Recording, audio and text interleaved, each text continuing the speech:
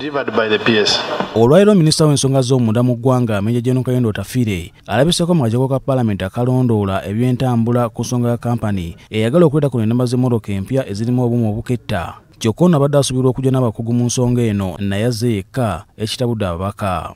Wouldn't it have been procedurally correct if he had come with the technical team, especially the PS? That at least we give General a break.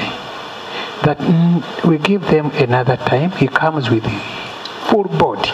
Minister Otafire agamba nti enteekateeka y'okuleeta kuno ennamba z'emmotoka ezirondoolebwa obulungi Tabimanyiiko era ne yagitegeerera ku munnabyabusuubuzi Gordon wava munno. And the permanent secretary told me he didn't have anything. He didn't know anything about the project. So I wrote to the president and I suggested to him that it would be a good idea if the Russian company worked with the current manufacturers of number plates in Uganda and explored the possibility of putting their chips on the number plates in Uganda. And I intimated to him that it would be a bit sensitive for us to shut down a local manufacturer in favor of importation of number plates when we can do it here. Abaka babuzza Otafire ekikimanyi ku kampani y'Abalasi eno nawo weetuuse mu nteekateeka eno wabula kibabuuseeko Otafire okukabatema enti naye talina kyamanyi ku kampani eno tasinkanangako wadde abagikulira. We shall move at an appropriate time to halt the whole process of these number plates because everyone seems to be running away saying I don't know, including General. Huawei is the service provider for the cameras. We have no. So I told the police, I said, you cannot tamper with this because if Huawei was to vendor lock the cameras, the whole system will go down and there are legal consequences. Kino kitabudde ababaka ne babuuza Otafire baddala amanyi ebigenda maaso mu ggwanga kubanga n'ensonga erimu ebyokulonda by'eggwanga tagimanyiiko. Kyokka Otafire bano bategeeza nti si Katonda okumanya buli kimu kuba n'ebbaluwa zeewandiikira omukulembeze w'eggwanga ku nteekateeka eno tamanyi na kumanya oba zaatuuka. We go to command center. They take us around without your knowledge. And General Kayendo Otafire is the Minister of Internal Affairs.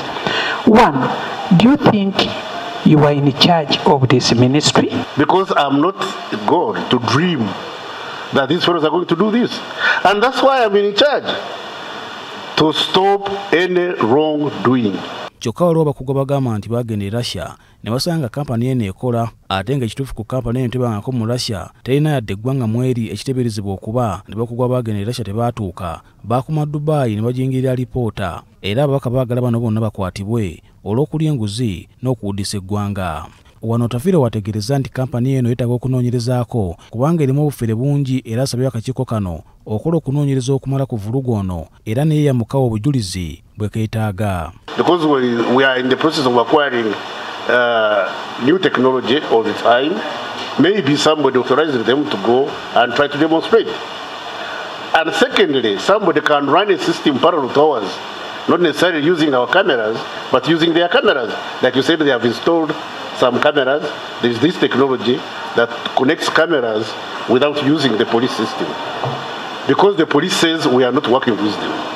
Kampani yogerwako eyagala kuleeta kuno namba z'ebidduka enkola empya nga zirimu obuuma obusobozesa bakuumaddembe okulondoola ebidduka bino nga gye buvuddeko baminisita okuli General Muhoozi, General Katumba Wamala n'abakulu okuva mu poliisi bwe balabikako mu kakiiko kano bategeeza nga gavumenti bali mu nkolagana obutereevu ne kampani yogerwako ate Minisita Otafire agamba nti kampani eno talina kyagimanyiiko era n'ebyokola tabimanyi nga kati ababaka basobeddwa ani mutuufu ani mulimba. Posiano Mukibi ne Steven Nchwanuka, BBS Terefayina, Ageesigika.